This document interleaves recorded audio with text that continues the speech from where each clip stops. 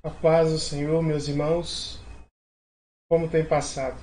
Que a paz de Jesus nesta manhã esteja com você, com sua casa e com sua família. Hoje, mais uma manhã, pela glória de Deus, no dia 26 de julho de 2020, estamos aqui para trazer ao nosso coração e à nossa vida uma palavra do Senhor, de maneira que, a partir de um estudo da lição 4 da nossa revista do terceiro trimestre, ao qual veremos a construção do templo que enfrentou oposição. Nós iremos iniciar com uma oração, e logo após, dando os devidos segmentos. Oremos. Senhor, nosso Deus e nosso Pai, louvado seja o Senhor. Agradecemos a Ti por tudo que o Senhor tem nos dado, nos proporcionado nesses dias. A Tua presença maravilhosa entre nosso ser, causando em nós mudanças, causando em nós reconciliação, trazendo, Senhor Jesus, sobre a vida de cada um o espírito de longanimidade, benignidade, conforme nós cremos pelo poder e pela Tua palavra, porque o Senhor é o Deus zeloso que se faz conservar pelo Seu nome. Assim louvamos, pedimos que o Santo Espírito nos ajude no estudo desta manhã. Em nome de Jesus, louvamos e pedimos. Amém. Meus irmãos, iremos, como eu disse, para a lição de número 4 da nossa lição, da nossa revista, que tem o título A Construção do Templo Enfrentou Oposição. A verdade prática nos lembra que, se confiarmos verdadeiramente em Deus, vencemos todas as resistências do maligno. E o contexto que iremos tratar aqui é justamente esse. É um contexto de resistência, um contexto de batalhas que, mesmo que o povo estava construindo, fazendo a vontade de Deus, eles enfrentaram oposição, ou seja, já nos deixa uma grande lição, que às vezes a obra de Deus, ela não é uma obra que não enfrenta oposição. Ela é uma obra que às vezes muitas pessoas se levantam com força, com verdadeira ânsia de terminar e acabar de uma vez com essa obra. Mas Deus, que é soberano, pode tudo fazer e no meio dessas dificuldades nos fazer resistir firmes, como verdadeiros guerreiros de Cristo nesta seara. Textuário se encontra no livro de Neemias, capítulo 4, versículo 6, ao qual nos diz: assim edificamos o muro, e todo o muro se cerrou até a sua metade, porque o coração do povo se inclinava a trabalhar. Logicamente que aqui a visão de Neemias é uma visão já que o templo já tinha sido restaurado, porque primeiro foi restaurado com Zorobabel, o Esdras, e Neemias veio depois para trabalhar nos muros. Porém, a aplicação que nós temos é bem semelhante, tanto de Neemias quanto de Esdras. E o fato é lembrarmos do avivamento que o Senhor propôs no coração dos judeus neste período. Sendo assim, vamos ler a leitura bíblica em classe, que se encontra no livro de Esdras, no capítulo 4, do versículo 7, 9, aí depois do versículo 11 ao 13, depois do versículo 15 e 16, e depois do 21 ao 24. Então leiamos. Esdras, capítulo 4, versículos 7 e 9. E nos dias de Artaxerxes, escreveu Bislão, Mitredate, Tabael e outros da sua companhia a Artaxerxes, rei da Pérsia. E a carta estava escrita com caracteres aramaicos em língua siríaca, ou síria.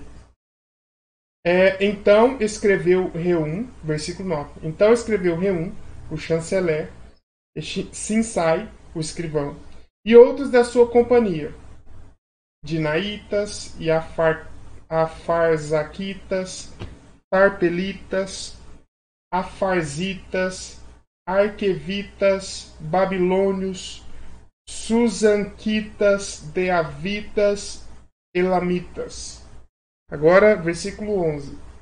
Este, pois, é o teor da carta que ao rei Artaxerxes, que eles mandaram.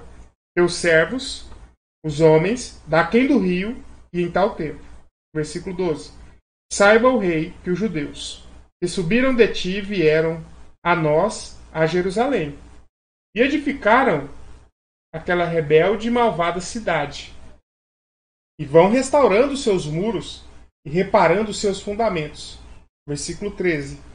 Agora, saiba o rei que, se aquela cidade se reedificar e os muros se restaurarem, eles não pagarão os direitos, os tributos e rendas, e assim se danificará a fazenda dos reis. Versículo 15. Para que se busque no livro das crônicas dos teus pais, e então acharás no livro das crônicas, e saberás que aquela foi uma cidade rebelde e danosa aos reis e províncias, e que nela houve rebelião em tempos antigos. Pelo que foi aquela cidade destruída. Versículo 16. Nós, pois, fazemos notório ao rei que, se aquela cidade se reedificar e os muros se restaurarem desta maneira, não terás porção alguma desta banda do rio. E agora do versículo 21 ao 24.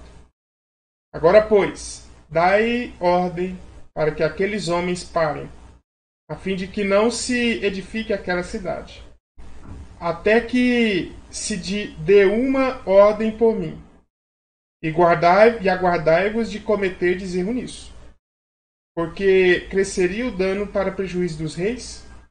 Então, depois da cópia da carta do rei Artaxerxes, se leu perante Reum, Sinsai, o escrivão, e seus companheiros. Foram eles a Jerusalém, aos judeus, e os impediram, à força de braço e com violência. Versículo 24. E cessou a obra da casa de Deus que estava em Jerusalém. E cessou até o ano segundo do rei Dario, rei da Pérsia. Meus irmãos, hoje trataremos este importante assunto. E veremos com o decorrer deste assunto a edificação dos alicerces do templo, saber a respeito dos samaritanos que se opuseram a essa construção, explicar sobre a falta da resistência que os judeus tiveram e também vermos em relação da reação que os samaritanos e os judeus tiveram diante dessa cessação desta obra. Sendo assim, neste trimestre, nesse momento, nós estamos estudando justamente a vida do povo após o exílio. Então tenha isso em mente. Eles acabaram de passar 70 anos cativos na Babilônia. E agora eles voltaram e o voto que eles fizeram era de reedificar o templo, porque o altar era o centro do culto, como aprendemos na lição passada a respeito do altar.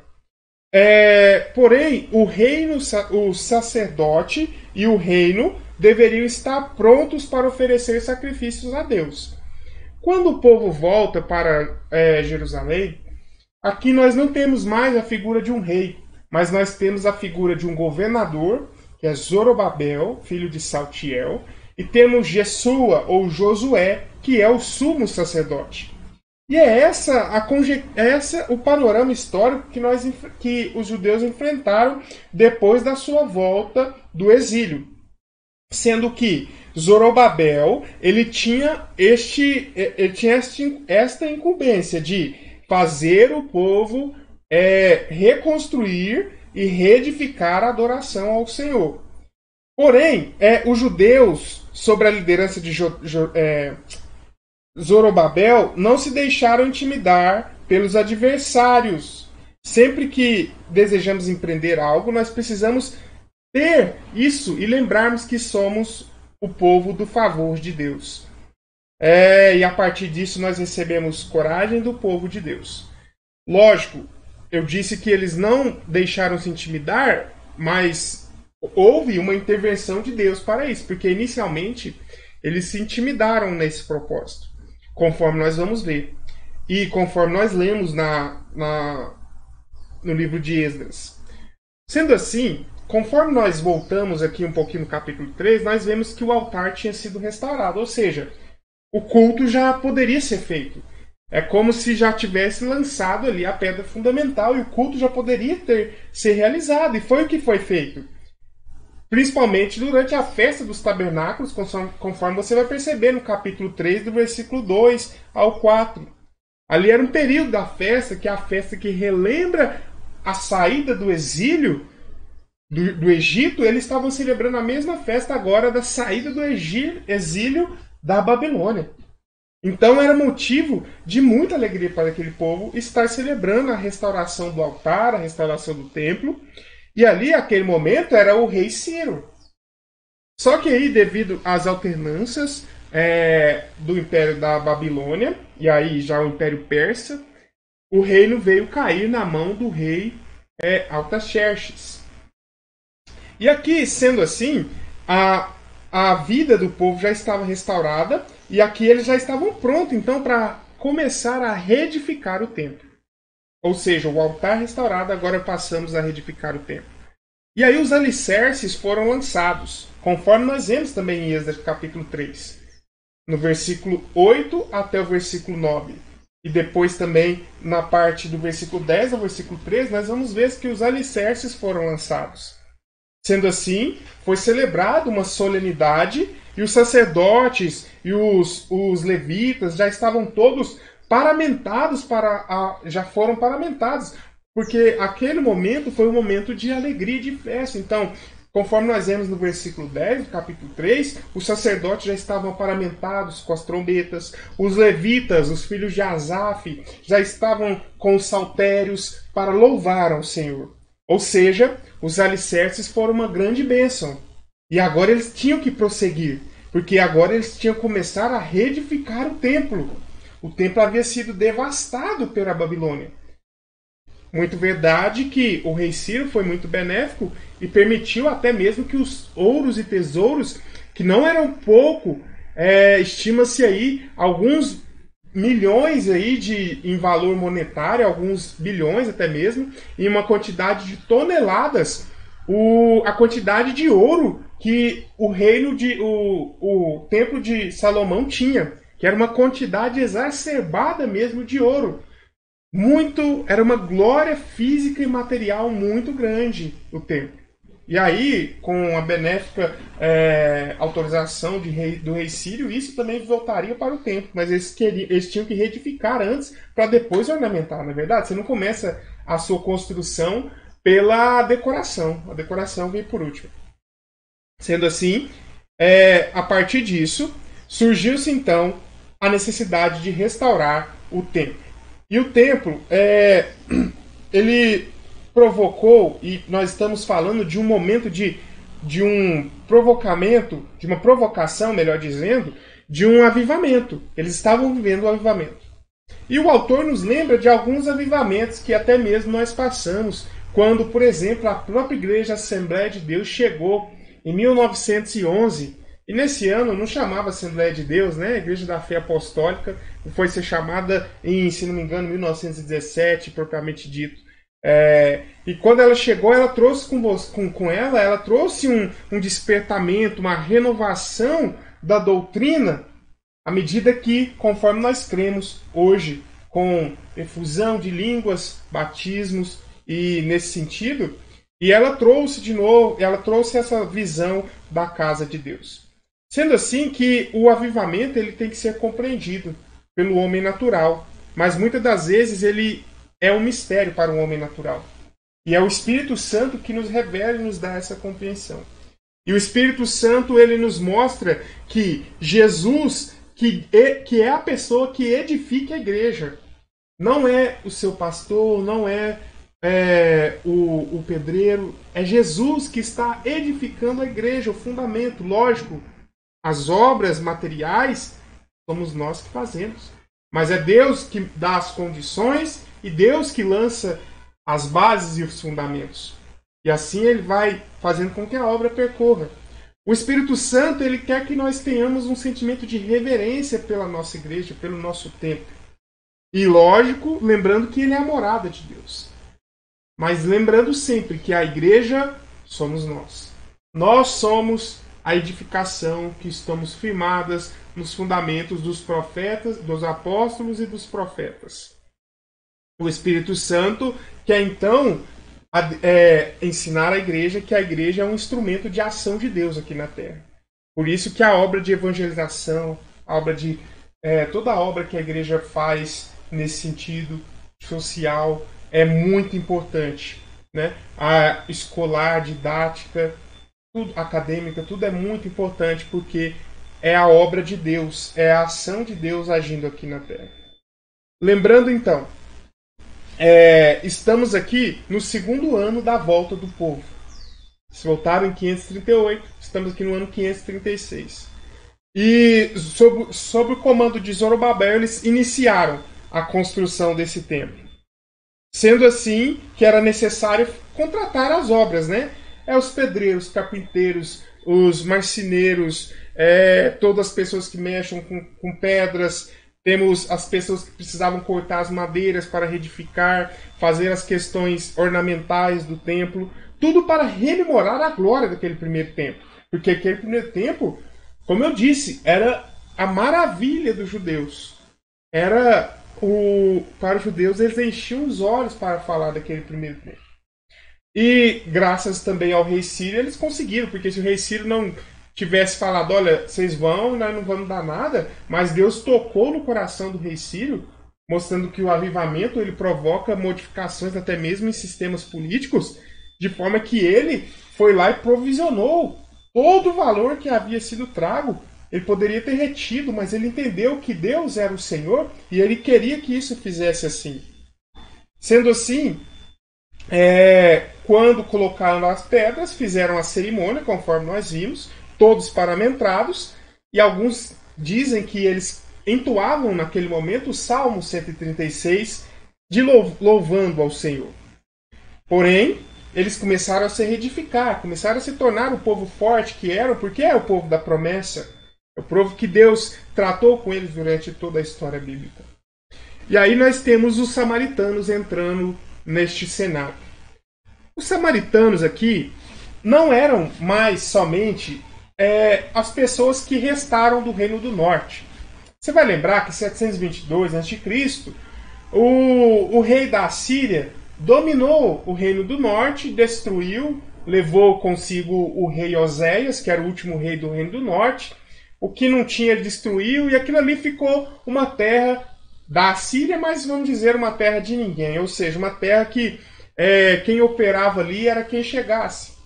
E o rei da Assíria nunca teve muitas essas intenções espirituais, à medida que ele sempre adorava vários deuses, ainda que nós temos duas profecias que vão ser direto, uma direta e uma indiretamente sobre a Assíria, lembrando da profecia de Jonas, que é uma profecia indireta sobre a Assíria. Sendo assim, quando a Síria se estabelece, leva o pessoal do norte, destrói todo o reino do norte. Aí o que começa a acontecer?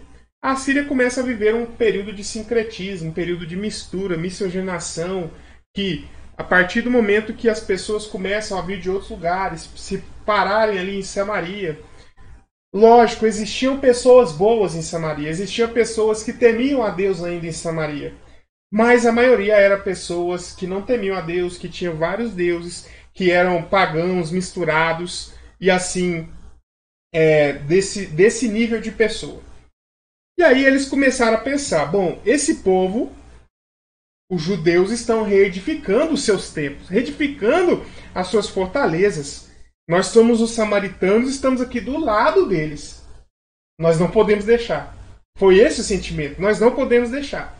Porque eles certamente se tornarão de novo um povo forte e se reedificarão e virão de novo contra nós e guerrearão contra nós, nós viveremos sob o jugo deles, assim como foi muitos anos, porque os samaritanos ali não eram somente os samaritanos, tinha os cananeus, tinha povos egípcios, tinha povos amonitas, moabitas, filisteus, todas as espécies, todas as circunvizinhas ali estavam justamente naquele local. E aí, nesse pensamento, eles desejaram, então, fazer esse comunicado, porque o rei havia trocado. Já não era mais o rei Ciro, o rei que foi o rei que liberou o povo para construir. Agora é o rei Artaxerxes. E aí, esse rei Artaxerxes, então, ele já não conhecia tanto a história e não vivenciou tão de perto como na época do rei Ciro. Ele não vivenciou tão de perto a época do rei Ciro. Sendo assim, primeiro, eles tentam se infiltrar nas construções. Eles tentam se infiltrar no que estava sendo feito. Os líderes não permitem, falam, não, os samaritanos não terão parte. E aí, isso não dando certo, o que eles fizeram? Foram lá e enviaram uma carta ao rei. E aí foi o que nós lemos, versículo 11, 12, 13, 14, 15, 16. Todos esses versículos vão falar sobre isso. Sobre essa carta que eles enviaram ao rei, dizendo, olha rei, sabe você, se você deixar esse povo se reedificar, esse povo se tornará de novo um grande povo. Assim como foram. E aí hoje você recebe aí seus tributos, você não vai receber mais. Porque esse povo é obstinado. Esse povo não obedece. E foi essa a caricatura que os samaritanos venderam ao rei Artaxerxes, ao rei da Pérsia. E assim, como eles estavam perturbados com isso, muitos estudiosos pensam que o rei foi lá e interrompeu essa reconstrução. Ele falou, olha, até quando eu der a ordem não se reconstruirá mais nada, porque eu estou dando a ordem, eu sou o rei. E aí a construção foi interrompida. E aí muitos estudiosos vão pensar que os trabalhos é um simples exemplo de falta de fé e de perseverança por parte daqueles que estavam encarregados da obra. Muitos vão entender que os líderes deveriam ter aqui neste momento gerado um momento de comoção ao povo e levar o povo e falar, olha, vamos aqui nos sensibilizar todos e vamos lá no rei, vamos falar com o rei, porque o rei Ciro não estava muito longe, e aí o povo se calou. Conforme quando nós lemos e estudamos a respeito dos profetas menores, nós temos 3 profetas que falam desse período, mais ou menos, apesar de Malaquias ser 100 anos após, mas 3 profetas são pós-exílicos, que são eles Ageu, Zacarias e Malaquias. E você vai ver Ageu e Zacarias porque eles falaram justamente no mesmo tempo, na mesma época, apesar de Ageu ter cumprido por um curto período, 4 meses aproximadamente. Mas você vai ver Ageu falando de uma estagnação que foi gerada naquele povo. De forma que eles se estagnaram de tal forma a não construir o reino, a casa de Deus, o templo, que eles preferiram voltar às suas casas, reconstruir as suas casas, e para a obra do Senhor eles faziam como se fosse de qualquer maneira.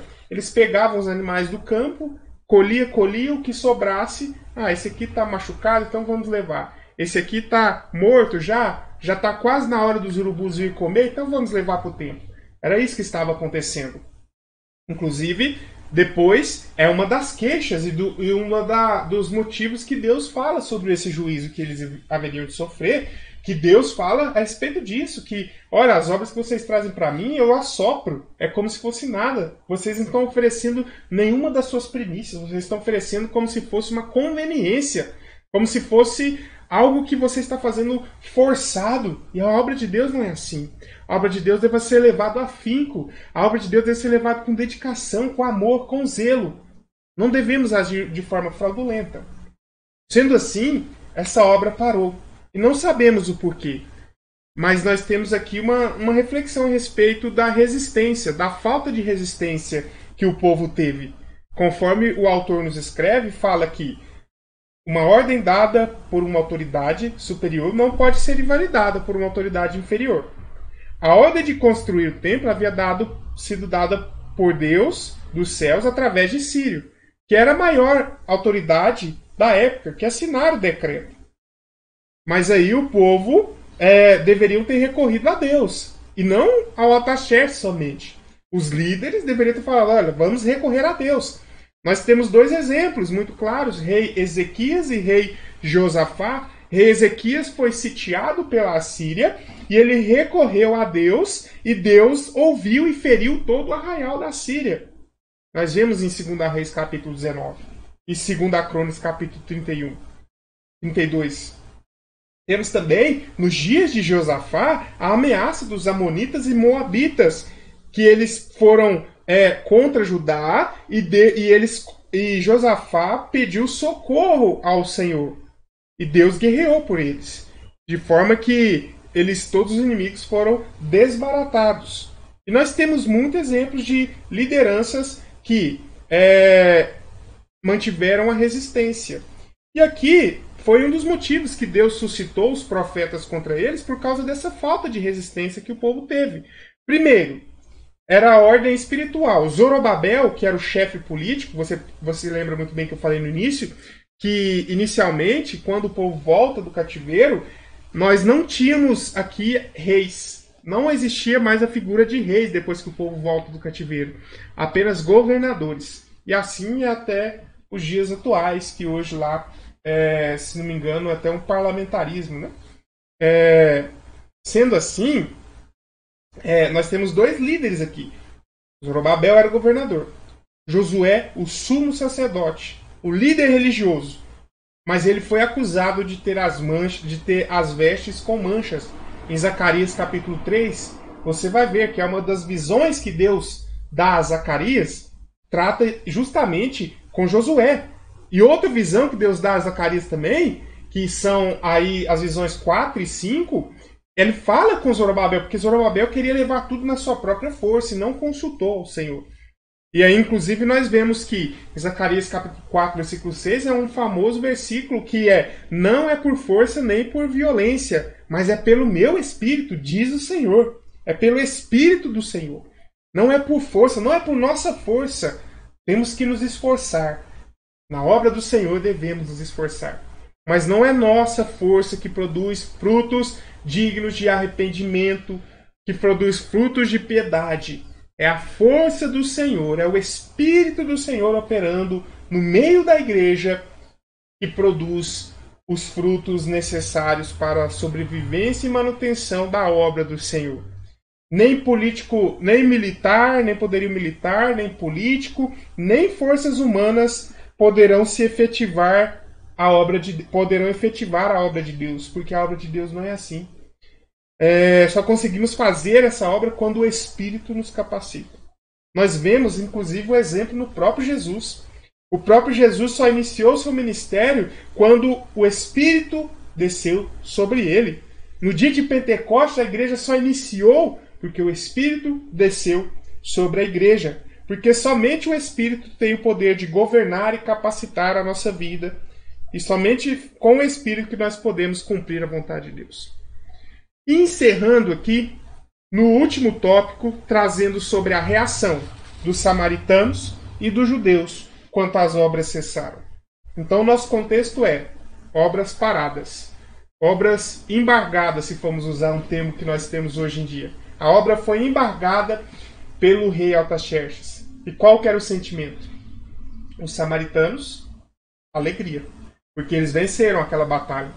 Para eles falaram, olha, agora sim, agora nós teremos aqui o nosso espaço tranquilo, os judeus não vão se levantar, vamos continuar adorando nossos deuses, vamos continuar praticando todos os tipos de prostituições cultuais que nós praticamos, fazendo todo tipo de sacrifício, e assim nós vamos continuar a nossa vida do jeitinho que estava, e os judeus não vão se levantar.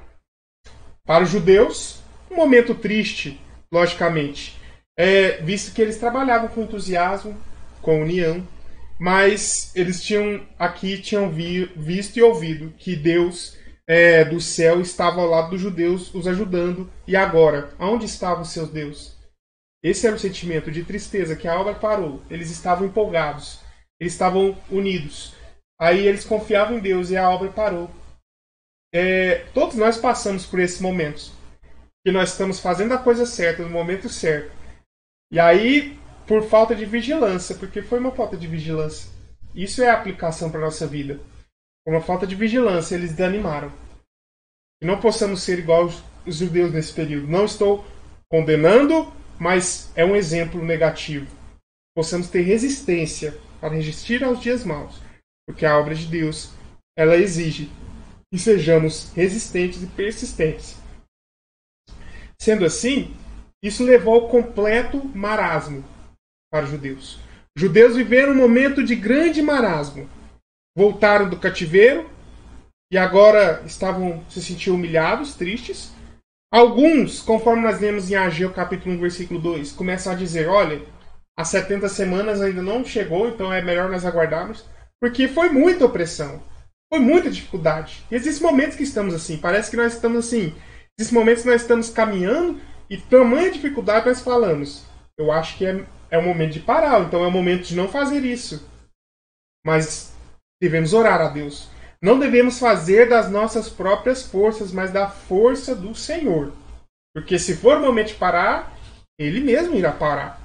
Mas se não for, e Ele estiver exigindo de nós um momento de sacrifício e adoração a Ele, nós não podemos negligenciar a nossa sacrifício e a nossa pergunta. Deus, é a Tua vontade ou não é? Não sejamos orgulhosos, meus irmãos, em perguntar a Deus, Deus, é a Tua vontade isso? Porque vai existir momentos que você vai estar no meio do turbilhão. Parece que até o barco está quase a naufragar. Mas vocês se lembram lá da passagem? Quando Jesus estava passando para o outro lado do mar da Galileia, as ondas sucumbiam, parece que o barco ia virar. Mas era uma promessa que que eles iam chegar do outro lado. A promessa estava determinada. E às vezes nós estamos assim, no meio do barco, no meio do mar, revolto. Nós estamos com Jesus no barco, mas parece que nós vamos naufragar. Então nós devemos fazer como os discípulos fizeram. Mestre, o que façamos? O que nós iremos fazer? E clamar, porque Ele pode nos ajudar. Sendo assim, outros aproveitaram essa interrupção para investir nas suas próprias casas. E há um estudo que mostra que esse investimento não foi pouco. As casas que eles estavam construindo eram casas dignas de reis. Casas forradas. Eram casas bem ornamentadas. Não era qualquer casa. Apesar de um tempo de escassez monetária e tudo mais. Mas o povo estava investindo pesado. E deixaram de existir na casa de Deus. Sendo assim, deixaram de contribuir. À medida que os levitas, sacerdotes, tiveram que ir para os campos. E isso não poderia acontecer, os levitas tinham que ficar trabalhando exclusivamente na casa do Senhor. Talvez os judeus mesmo, sinceros, estavam clamando a Deus, mas sabemos que, devido à liderança, Deus estava tratando com a liderança, e é isso que ele mostra nas visões dadas aí a Zacarias, pouco tempo depois dessa parada. Sendo assim, meus irmãos, e aqui essa parada, ela perdurou por alguns anos, tá? É importante lembrarmos que ela perdurou por alguns anos e foi um momento aí de quase um declínio novamente do povo judeu, mas Deus sempre tem uma porta aberta, Deus sempre tem uma porta de esperança aberta para o povo, à medida que nós conhecemos a história, nós sabemos que Zorobabel, depois ele reedificou esse templo aí para a glória do Senhor, com a ajuda de Esdras, que era escriba, que era sacerdote, que era um homem abençoado por Deus para fazer toda boa obra. Inclusive, alguns vão falar de crônicas que foi talvez compilado aí por Esdras, né? E aí quando você vai estudar crônicas, você vai ver o contexto de crônicas, você vai perceber que ele está focando justamente em Judá. Enfim, meus irmãos, o conselho de Deus, a palavra de Deus hoje nos ensina isso. Sejamos persistentes. Talvez hoje muitos perguntam, por que nós, a igreja, está no meio dessa pandemia? Por que? Não faz sentido, mas a Bíblia está cheia de exemplos. Que Deus não é o Deus da calmaria. Ele é o Deus que te dá paz no meio da tempestade. A vida é cheia de tempestades, de dificuldades. Devemos estar firmes para resistir e não se entregar no meio da dificuldade. Eu sei que existem momentos e momentos. Existem momentos que nós parecemos que iremos morrer. Tamanha opressão. Mas devemos persistir. Devemos continuar firmes. sabendo que Deus é fiel e justo a ouvir a todos os nossos clamores, todos os nossos anseios, e Ele trata e Ele trabalha conosco. Quero orar por você nesta manhã. Pedir que Deus abençoe sua vida, traga paz no meio da tempestade. Que você consiga dormir com o barco no meio das ondas, que são muito mais altas que o barco. Sabendo que Jesus está no seu barco. Senhor, meu Deus e meu Pai, agradeço por esta manhã, por este ensino. A tua presença continue conosco. Nos dê força para sucumbirmos ao tão grande mar da vida, a tão grandes opressões, Senhor Jesus, da vida. Que essa reconstrução do templo nos ensinou que devemos ter persistência e não devemos parar, por maior que seja as aflições. Que se tiver algum irmão que esteja nos ouvindo, que está desejando parar por meio dessa pandemia, por meio da depressão que tem afligido a sua casa, que o Senhor, com o seu Espírito, nesse momento, dê a paz a ele. Porque a paz do Senhor excede todo entendimento. E é uma paz em meio à guerra. É uma paz em meio às trevas. E ela chega trazendo luz. Deus abençoe a sua vida, a sua casa, a sua família. Em nome de Jesus pedimos e louvamos. Amém e amém. E até o próximo domingo, em nome de Jesus.